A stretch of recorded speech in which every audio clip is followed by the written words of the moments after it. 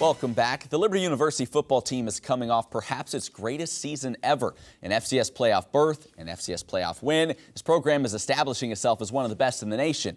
But it wasn't always like that, and years ago it was the surprising hire of an NFL head coach that helped build the foundation for what we see today.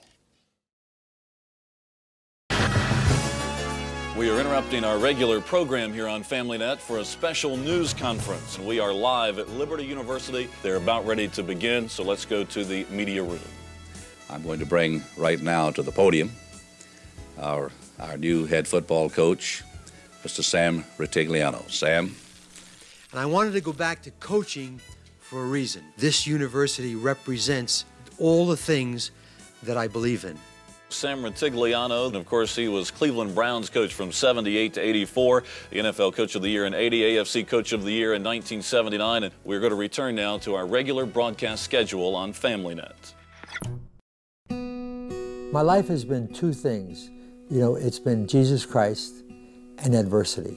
And the different things that I've gone through in my life. In August 17 of 1962, I was in a car accident. I lost my 4.5-year-old daughter, Nancy, which was, for a lot of people, sometimes marriages just break up.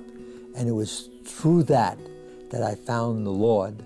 And then the next step, as I went through college and I got involved in the NFL, was to have met Jerry Falwell at that meeting in Washington, D.C., and to take the opportunity.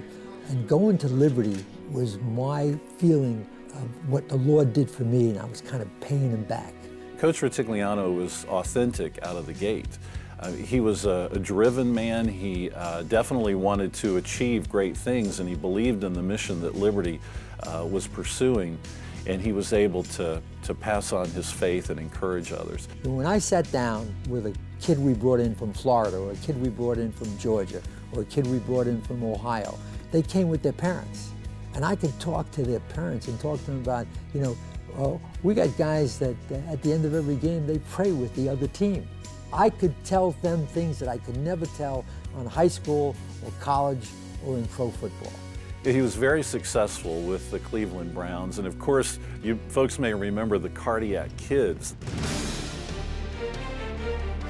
They had a lot of exciting games. He brought a type of an offense that was high-powered, big passing offense, and he took all of that and brought it to Liberty.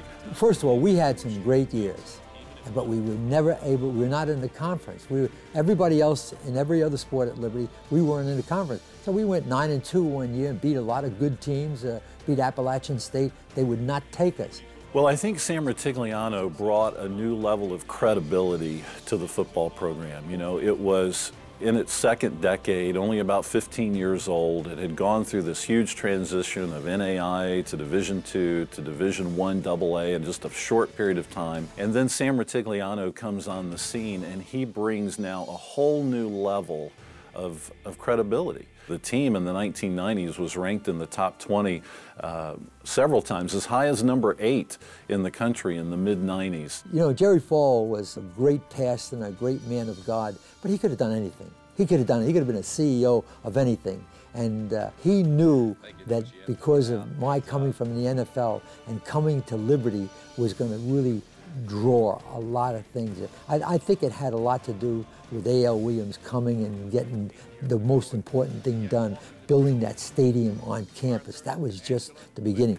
Thank you. There's not a stadium in the world that my family would be more honored to have its name on.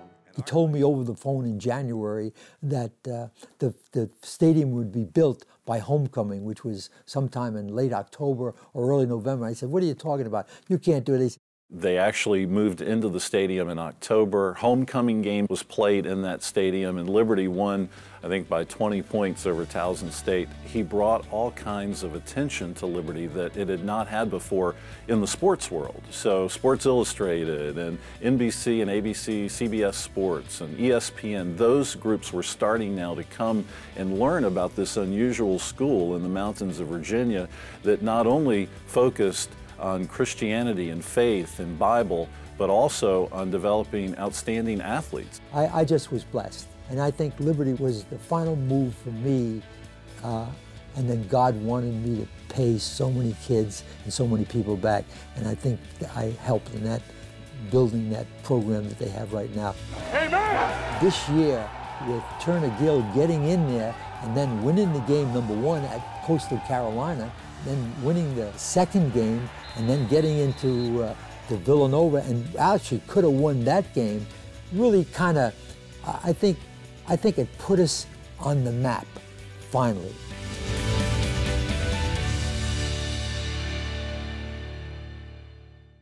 Just an amazing story from the NFL to Liberty, and joining us now to talk a little bit more about it, Paul Rutigliano, son of Sam, and also a guy that came with him back in the beginning and has been part of the Liberty program now for many years, old friend of the show. You come on quite a bit during the season.